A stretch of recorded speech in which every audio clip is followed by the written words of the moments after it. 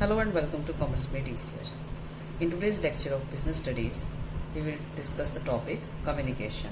In the previous lecture, we have already discussed about the meaning of communication, process of communication, and types of communication, that is formal and informal communication.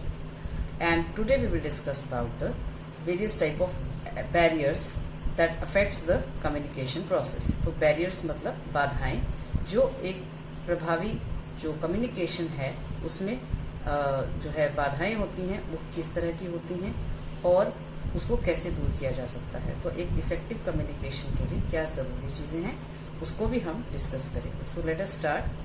First of all we will discuss the semantic barrier. Semantic barriers इसका हिंदी में कहते हैं भाषा संबंधी बाधाएं। तो भाषा संबंधी बाधाएं वो बाधाएं होती हैं जो भाषा से संबंधित होती हैं जिससे कम्युनिकेशन प्रोसेस प्रभावित होता है। जैसे कि sometime message is badly expressed by the sender by selecting wrong words और message not properly drafted, that is too much short और लॉन्ग मैसेज। यानी कि कई बार जो सेंडर है वो कम्युनिकेशन के जो आर्ट है उससे जो है वो उसको नहीं आता है, उसकी वजह से वो कई बार गलत शब्दों का चयन कर लेता है। कई बार मैसेज को सही तरह से वो ड्राफ्ट नहीं कर पाता है, लिख नहीं पाता है या बोल नहीं पाता है, या उसका मैसेज जो है कई बार बहुत ज्यादा बड़ा होता है, कई बार बहुत ज्यादा छोटा होता है। तो दोनों का नुकसान ये होता है, अगर मैसेज बहुत ज्यादा शॉर्ट है तो कई बार इनकम्प्लीट मैसेज जो है वो रिसीवर को पहुंचता है, यानी कि रिसीवर जो है वो पूरी बात समझ नहीं पाता है। थोड़े शब्दों में सारा, क्योंकि सेंडर जो है वो पूरी चीजों को क्लियरली डिफाइन नहीं कर पाता है, तो मैसेज बहुत छोटा होता है तो उससे भी प्रॉब्लम होती है, वो भी एक बाधा का काम करता है। और अगर मैसेज बहुत ज्यादा लंबा है, बहुत ज्यादा बड़ा है, तो जिसको पढ़ते पढ़ते जो है वो जो रिसीवर है वो कंफ्यूज हो सकता है या उसको याद ही नहीं रहेगा कि उसने स्टार्ट कहाँ से किया था। तो मैसेज ना तो बहुत ज्यादा लंबा सही होता है, ना बहुत ज्यादा बड़ा सही होता है, छोटा सही होता है। सो यूज ऑफ एम्बिजियस वर्ड्स और सिंबल्स विद डिफरेंट मीनिंग्स। तो एम्बिजियस जो होता है कई बार कंफ्यूजिंग वर्ड्स जो होते हैं, शब्दों का चयन जो है बहुत सोच समझ के करना चाहिए मैसेज के लिए। और जो सिंबल्स हैं, कई बार जो निशान है या किसी सिंबल्स का हम प्रयोग करते हैं तो अलग अलग सब्जेक्ट्स में या अलग अलग चीजों में या अलग अलग भाषाओं में सिंबल्स का मीनिंग अलग अलग हो सकता है। तो सामने वाले जो है कई बार उसको गलत तरीके से इंटरप्रेट कर सकता है वर्ड्स को या सिंबल्स को। तो कई बार जो कंफ्यूजिंग वर्ड्स होते हैं, कई बार डबल मीनिंग वर्ड्स होते हैं, जैसे बहुअर्थी शब्द होते हैं जिनको हम कहते हैं, उन शब्दों का प्रयोग हम करते हैं तो हम कहना कुछ और चाहते हैं और जो रिसीवर है वो कुछ और समझ लेता है। तो ऐसे शब्दों का प्रयोग करने से भी जो कम्युनिकेशन प्रोसेस है वो बाधित होता है। देन थर्ड जो सिमेंटिक बैरियर है, that is sometime receiver misinterprets the message due to unclarified assumptions. Unclarified assumptions होता है कि सेंडर जो है, जो संदेश भेजने वाला है, वो ये मान के चलता है कि रिसीवर को ये चीजें तो पता ही होंगी, छोटी छोटी बातें कि वो मतलब कुछ चीजें वो अंडरस्टूड करके चलता है कि वो उसे पता ही है, तो वो कुछ मैसेज सेंड कर देता है। कुछ ये मान के चलता है कि जो सेंडर रिसीवर है उसे ये चीजें पता ही है। तो जो अजम्पशंस होती हैं, जो मान्यताएं होती हैं या जो उसकी अपनी सोच है, कई बार उसकी वजह से कि वो सोचता है कि जो रिसीवर है उसे ये चीजें तो पता ही होंगी और मैसेज जो है वो भेज देता है। और रिसीवर जो है उस मैसेज को समझता है जब, तो वो उसको सही से समझ नहीं पाता, तो उसका गलत अर्थ या जिस अर्थ में जिस प्रकार से मैसेज को भेजा गया उसे उस तरह से ना समझ के वो किसी और तरीके से उसको समझ लेता है। देन नेक्स्ट जो बैरियर है, that is use of technical words which may not be understood by the subordinates. कई बार जो है बहुत ज्यादा टेक्निकल शब्दों का हम प्रयोग करते हैं, अलग अलग जो खासकर जो टेक्निकल फील्ड से संबंधित। तो कई बार क्या होता है कि जिसको हम मैसेज भेज रहे हैं, हो सकता है वो इतना ज्यादा पढ़ा लिखा ना हो या उसने उन शब्दों को कभी सुना ही ना हो, बहुत ज्यादा टेक्निकल नेचर के वो शब्द होते हैं। तो सिंपल वर्ड्स की बजाय हम बहुत टेक्निकल वर्ड्स का यदि प्रयोग करेंगे तो वो मैसेज जो है वो अच्छे से समझ नहीं पाएगा रिसीवर, और उसके हिसाब से वो काम नहीं कर पाएगा, एक्शन नहीं ले पाएगा और कम्युनिकेशन प्रोसेस जो है वो फेल हो जाएगा। Then faulty decoding of the message by the receiver. तो जब रिसीवर जो है उसकी एनकोडिंग करके जब जो सेंडर है वो भेजता है, उसके बाद जो रिसीवर उसे प्राप्त करता है तो उसको जिस अर्थ में वो समझता है, कई बार उसको गलत तरीके से वो डिकोड करता है या समझता है। तो ये भी एक प्रॉब्लम हो सकती है कि रिसीवर की तरफ से कि वो मैसेज को ठीक से जो उसने नहीं समझा है, पढ़ा है, और इसकी वजह से कम्युनिकेशन प्रोसेस में बाधा आ जाती है। देन रॉन्ग जेस्चर और बॉडी लैंग्वेज ऑफ सेंडर। तो कई बार जो रॉन्ग जेस्चर जो है उसकी बॉडी लैंग्वेज जो होती है सेंडर की, या जो उसके इशारे हैं जिस तरह से वो करता है कोई अपना मैसेज कम्युनिकेट करने के लिए, उसको जो है सेंडर कई बार, रिसीवर जो है कई बार गलत अर्थों में समझ लेता है। तो कई बार मान लीजिए आप फेस टू फेस किसी से कन्वर्सेशन कर रहे हैं तो सामने वाला आपको आपके शब्दों के साथ साथ आपकी बॉडी लैंग्वेज पर भी ध्यान देता है, आपके जेस्चर्स पर भी वो ध्यान देता है किस तरह से आप उनको इशारा कर रहे हैं। तो मान लीजिए हम अगर किसी की तारीफ कर रहे हैं तो बहुत जोर से गुस्से में बोल के अगर मान लीजिए उनकी तारीफ कर रहे हैं तो ऑब्वियसली वो ये समझेगा कि ये मेरी तारीफ नहीं कर रहा है, ये मुझसे नाराज है। तो हम शब्दों से ज्यादा हमारा ध्यान फिर बॉडी लैंग्वेज पर होता है। तो कई बार बॉडी लैंग्वेज जो है उसके हिसाब से सेंडर जो रिसीवर है वो गलत तरीके से मैसेज को समझ लेता है, जिससे कम्युनिकेशन प्रोसेस सक्सेसफुल नहीं हो पाता है। Then choosing wrong medium for communicating like written message to illiterate person. तो कई बार क्या होता है जो सेंडर है वो गलत जो मीडियम है उसका प्रयोग करता है। तो जैसे बहुत सारे मीडियम होते हैं हमारे जिसके माध्यम से हम जो है कम्युनिकेशन करते हैं या मैसेज को सेंड करते हैं। मान लीजिए फोन से करते हैं या इंटरनेट के यूज करते हुए फैक्स मशीन से करते हैं या ईमेल करते हैं, या हम उनको जो है लिखित में मैसेज भेजते हैं। लेकिन अगर मान लीजिए आप रिटर्न में मैसेज भेज रहे हैं और सामने वाला पढ़ा लिखा नहीं है, यानी कि मान लीजिए सुपरवाइजर किसी वर्कर को मैसेज दे रहा है और वो बेचारा वर्कर जो है वो पढ़ा लिखा नहीं है, उसको पढ़ना लिखना नहीं आता, तो वो कम्युनिकेशन प्रोसेस फेल हो जाता है। मान लीजिए आप किसी को फोन कर रहे हैं लेकिन उसके पास फोन ही नहीं है, तो आप किस तरह से उसे कम्युनिकेट कर पाएंगे। या इंटरनेट की प्रॉब्लम है, नेट जो है वो नहीं चल पा रहा है, जिसकी वजह से गलत जो मीडियम का हमने चुनाव किया है उसकी वजह से वो मैसेज जो है एज इट इज उस व्यक्ति तक नहीं पहुंचेगा जिसे हम भेजना चाह रहे हैं। तो ये सारे जो बैरियर्स हैं जिसकी वजह से कम्युनिकेशन प्रोसेस प्रभावित होता है, इनको सिमेंटिक यानी भाषा संबंधी बैरियर्स या बाधाएं कहा जाता है। ओके, सेकेंड टाइप के जो बैरियर्स हैं वो हैं साइकोलॉजिकल बैरियर्स। साइकोलॉजिकल बैरियर्स यानी कि मनोवैज्ञानिक बाधाएं। मनोवैज्ञानिक मतलब मस्तिष्क से संबंधित या हमारी सोच से संबंधित बाधाएं जो हो सकती हैं वो क्या होती हैं। Sometime receiver draw conclusion before listening और reading to the complete message. तो कई बार क्या होता है जो रिसीवर होता है वो पूरी बात सुने बिना ही या पूरा मैसेज पढ़े बिना ही कंक्लूजन निकाल लेता है, निष्कर्ष निकाल लेता है कि क्या कहना चाहता है इसे रिसीवर सेंडर। तो ये भी एक जो है गलत प्रभाव डालती है कम्युनिकेशन प्रोसेस पर, क्योंकि जिस प्रकार से वो मैसेज भेजा गया था उसको उस प्रकार से ना समझकर दूसरी तरह से जो है उसका कंक्लूजन निकाला जाता है, जिसकी वजह से जो सेंडर के द्वारा भेजा गया मैसेज है वो बेकार हो जाता है, उस तरीके से वो पहुंच नहीं पाता है जिस तरीके से उसे पहुंचना चाहिए रिसीवर तक। Then when receiver does not pay attention to the message. तो कई बार क्या होता है कि मान लीजिए सेंडर ने जो है फोन किया है रिसीवर को और रिसीवर जो है उसका ध्यान कहीं और है, वो फोन पे आपकी पूरी बात को नहीं सुन रहा है, उसका ध्यान कहीं और है। तो इस वजह से भी जो है कम्युनिकेशन प्रोसेस फेल हो जाता है, क्योंकि हमारा दिमाग कहीं और है, वो कुछ और सोच रहा है या किसी और की बात सुन रहा है, तो उसका ध्यान उस समय आपके मैसेज पर नहीं है जिस समय आप मैसेज कम्युनिकेट कर रहे हैं। तो ये जो प्रोसेस है वो फेल हो जाता है। देन थर्ड जो बैरियर होता है व्हेन देयर इज डिस्ट्रस्ट यानी अविश्वास between the receiver and the sender of the message.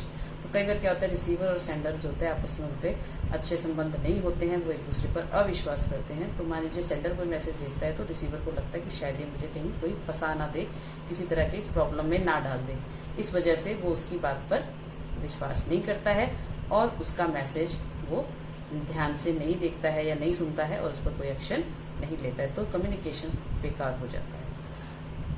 Then fourth जो बैरियर है that can be where receiver is not able to retain the message for long time। तो कई बार जो communication process है अगर रिसीवर तक वो मैसेज पहुंचा है और मैसेज जो है वो उसको भूल गया, उसको याद नहीं रहा लंबे समय तक, वो उस मैसेज को जैसे मोस्टली जब हम ओरली मैसेज को भेजते हैं तो थोड़े समय तक, जैसे मान लीजिए आपने 5 बातें बताई हैं, हो सकता है बातें सुनने के बाद उसमें से 5 में से उसको 3 बातें याद रही, 2 बातें वो भूल गया, 2 काम वो भूल गया, उसको याद नहीं रहा, तो उसके हिसाब से उस पर एक्शन नहीं ले पाएगा।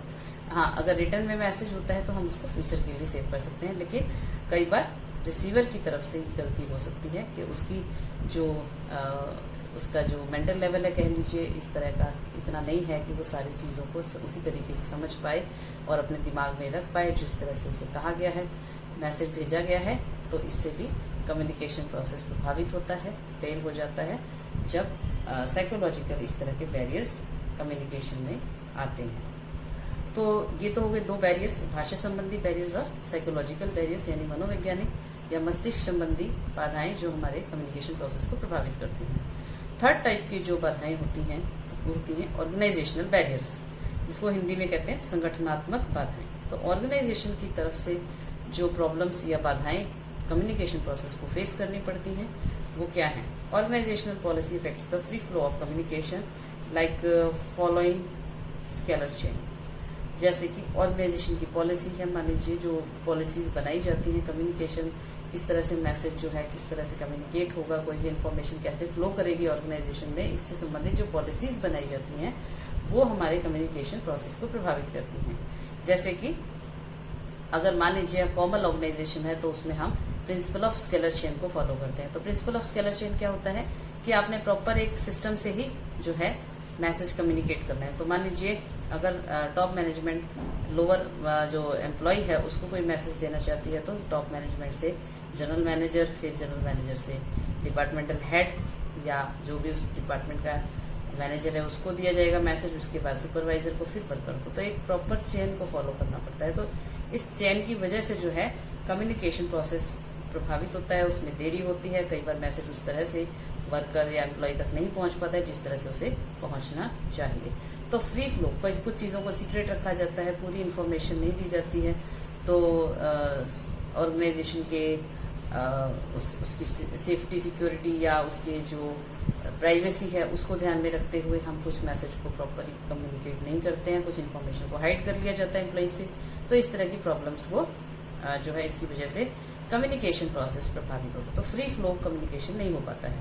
Then second type of barrier is when there is status difference between the sender and the receiver. तो कई बार जो बॉस और या सीनियर या सुपीरियर या सबॉर्डिनेट का रिलेशनशिप होता है, अधिकारी और अधीनस्थ का होता है। तो जब सेंडर है वो आपका सीनियर है और जो अधिकारी अधीनस्थ है यानी कि जो रिसीवर है वो जूनियर है उससे, तो कई बार उसकी वजह से भी जो है मैसेज प्रॉपर कम्युनिकेट नहीं हो पाता है। एक तरह से दोनों में गैप होता है और उस गैप की वजह से, क्योंकि एक स्टेटस डिफरेंस आ जाता है दोनों में, तो जब एक सीनियर अधिकारी जूनियर को कम्युनिकेट करता है या जूनियर व्यक्ति सीनियर को कम्युनिकेट करता है किसी तरह की प्रॉब्लम्स को या कुछ सजेशंस को, तो वो अच्छे से नहीं कर पाता क्योंकि वो हेजिटेशन होता है, उसके मन में घबराहट होती है, डर होता है। तो इस वजह से वो पूरी बात या अच्छे से अपनी बात को नहीं रख पाता है। तो इस तरह की प्रॉब्लम जो स्टेटस की वजह से कुछ डिफरेंस ये आ सकता है। Then third type of barrier is organisational structure also affects the flow of communication many level in large size organisation. जैसे कि अगर जितना बड़ा संगठन होगा उतना ही लेवल्स को क्रॉस करते हुए कम्युनिकेशन फ्लो करेगा और जितने ज्यादा लेवल्स होंगे उतना ही कम्युनिकेशन प्रोसेस में देरी होगी, वो प्रभावित होगा। उसमें कुछ इन्फॉर्मेशन ऐसी हो सकती है जो आते आते लास्ट रिसीवर तक पहुंचते पहुंचते वो उसमें कुछ चेंजेस आ जाएं, कुछ अपनी तरफ से उनमें जोड़ दी जाती हैं बातें, कुछ उसमें से हटा ली जाती हैं। तो इस तरह से जिस मूल स्वरूप है जो मैसेज का वो बदल जाता है। तो संगठन का जो आकार है उसको उसकी वजह से भी कम्युनिकेशन प्रोसेस प्रभावित होता है। तो बड़े आकार के संगठन में समय ज़्यादा लगता है कम्युनिकेशन करने में और उसमें फॉर्मेलिटीज भी बहुत ज़्यादा होती हैं, जबकि छोटे आकार के ऑर्गेनाइजेशंस में कम्युनिकेशन आसानी से और जल्दी हो जाता है। तो इस तरह की संगठन से संबंधित बाधाएं जो हैं कम्युनिकेशन प्रोसेस को प्रभावित करती हैं। Okay, fourth type of barrier is communication facilities available in the organisation. तो किस प्रकार की कम्युनिकेशन फैसिलिटीज संगठन में सुविधाएं जो हैं वो दे रखी हैं संगठन में कम्युनिकेशन के लिए, जैसे इंटरनेट फैसिलिटी, फोन्स, एम्प्लॉयज़ के पास फोन्स हैं या नहीं हैं, या फैक्स मशीनें जो रिटर्न मैसेज को कम्युनिकेट करने में काम आती हैं, और डिस्टेंस जो है सेंडर और रिसीवर के बीच में वो भी कम्युनिकेशन प्रोसेस को प्रभावित करता है। तो जितना ज़्यादा डिस्टेंस होगा सेंडर और रिसीवर के बीच में उतना ही कम्युनिकेशन प्रोसेस मुश्किल होगा, प्रॉब्लम्स आएंगी। जैसे मान लीजिए इंटरनेट की प्रॉब्लम आ रही है, आप फ़ोन कर रहे हैं तो उसमें जो है उसका रेंज नहीं आ रही है नेट उसकी फ़ोन की, या फैक्स मशीन है उसमें प्रॉब्लम्स आ रही हैं। तो इस तरह से गैजेट्स की वजह से जो है प्रॉब्लम्स हो सकते हैं, तो किस प्रकार की सुविधाएं, या कई बार गैजेट्स ऑर्गेनाइजेशन में है ही नहीं, मान लीजिए इंटरनेट की फैसिलिटी ऑर्गेनाइजेशन में है ही नहीं, या एम्प्लॉयज के पास फोन ही नहीं है, तो इस तरह से बहुत सारी दिक्कतें हो सकती हैं। तो जितनी सुविधाएं अच्छी होंगी, कम्युनिकेशन प्रोसेस उतना ही ईजी होगा, उतना ही आसानी से कम्युनिकेशन संगठन में एम्प्लॉयज के बीच में हो पाएगा। तो ये सारी तमाम बातें हैं जो कम्युनिकेशन प्रोसेस को प्रभावित करती हैं। उसके अलावा जो फोर्थ टाइप के बैरियर है, that is personal barriers. Personal barriers यानी कि व्यक्तिगत बाधाएं जो व्यक्ति से संबंधित हैं, और व्यक्तियों से संबंधित बाधाएं किस प्रकार से संगठन को प्रभावित करती हैं। Sometimes sender do not have faith in the receiver, so he hide some information. कई बार जो सेंडर है वो रिसीवर पर विश्वास नहीं करता है। जैसे मान लीजिए सीनियर है, एक बॉस है, वो अपने एम्प्लॉय को कोई मैसेज कम्युनिकेट करता है, वो उस पर विश्वास नहीं करता है, पता नहीं ये करेगा नहीं करेगा, या कई बार वो सोचता है कि ये इन्फॉर्मेशन का कुछ फायदा ना उठा ले, तो वो पूरी जानकारी से नहीं देता, तो कुछ इन्फॉर्मेशन को छुपा लेता है, उसे बताता नहीं है।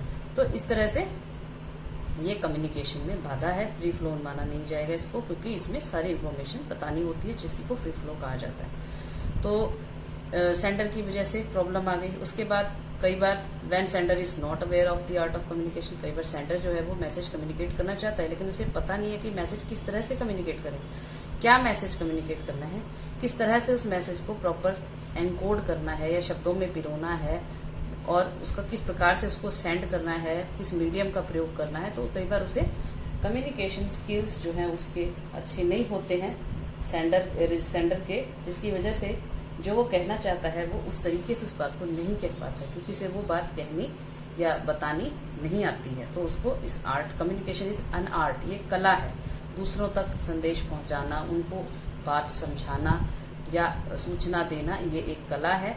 और इसके जो हर व्यक्ति जो है, जो भी ऑर्गेनाइजेशन से जुड़ा हुआ होता है, खासकर बिजनेस ऑर्गेनाइजेशंस, उसमें दुनिया भर के इन्फॉर्मेशंस जो है आदान प्रदान होती हैं, सजेशंस के रूप में, ऑर्डर्स के रूप में, इन्फॉर्मेशन के रूप में, डाटा के रूप में, रिपोर्ट्स के रूप में। तो सब जगह की जानकारी को किस तरह से रिपोर्ट्स तैयार करनी है, किस तरह से लेटर्स ड्राफ्ट करने हैं, किस तरह से जो है जो डाटा है वो कलेक्ट करना है, उसको एनालाइज करना है, तो ये सारी चीज़ें जो है एक आर्ट होता है। तो कई बार सेंडर को इन चीज़ों के बारे में जानकारी नहीं होती है, जिसकी वजह से कम्युनिकेशन प्रोसेस फेल हो जाता है। Then when subordinate are not motivated by the superior, he don't communicate properly. तो कई बार जो अधीनस्थ होते हैं, सबऑर्डिनेट्स होते हैं, जो हमारे एम्प्लॉयज़ होते हैं, सुपीरियर जो होते हैं अधिकारी, वो उनको प्रॉपर मोटिवेट नहीं करते, उनका मनोबल नहीं बढ़ाते।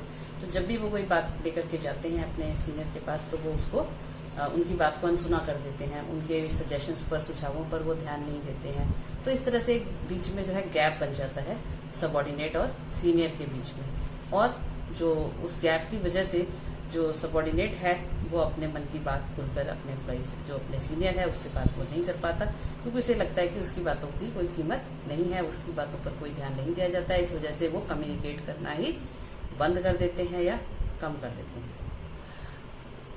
Then sometime when sender or receiver is not willing to communicate, तो कई बार सेंडर या रिसीवर जो है उसकी इच्छा ही नहीं है कम्युनिकेट करने की, वो कम्युनिकेट करना ही नहीं चाहते हैं। ना तो सेंडर इन्फॉर्मेशन सेंड करना चाहते हैं, तो कई बार इन्फॉर्मेशन जो रिसीवर है वो रिसीव नहीं करना चाहता है।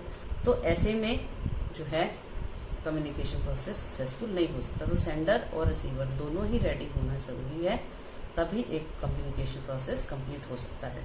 तो इस तरह की कुछ पर्सनल बैरियर्स हो सकते हैं। तो 4 तरह के हमने बैरियर्स जो हैं पढ़े हैं इसमें।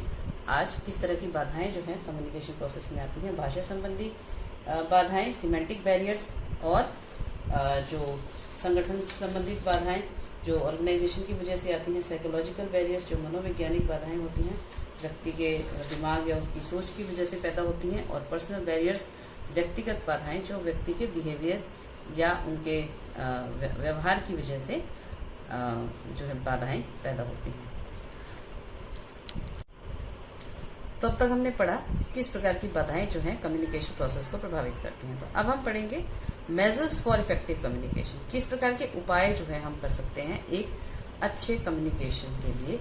एक सक्सेसफुल कम्युनिकेशन किस तरह से किया जा सकता है, कौन कौन सी सावधानियां या चीजें हमें करनी चाहिए। Use of simple words in the message, जो हम मैसेज ड्राफ्ट करते हैं, खासकर जो सेंडर मैसेज ड्राफ्ट करता है, उसे शब्दों का चयन बहुत सोच समझ के करना चाहिए, सिंपल शब्दों का प्रयोग करना चाहिए। बहुत सारे कंफ्यूजिंग वर्ड्स या बहुत ज़्यादा टेक्निकल वर्ड्स या डबल मीनिंग वर्ड्स जो होते हैं, जो बहुअर्थी शब्द होते हैं, उस तरह के शब्दों या सिंबल्स के प्रयोग से बचना चाहिए, साधारण शब्दों का प्रयोग करना चाहिए जो हर व्यक्ति के द्वारा आसानी से समझी जा सके।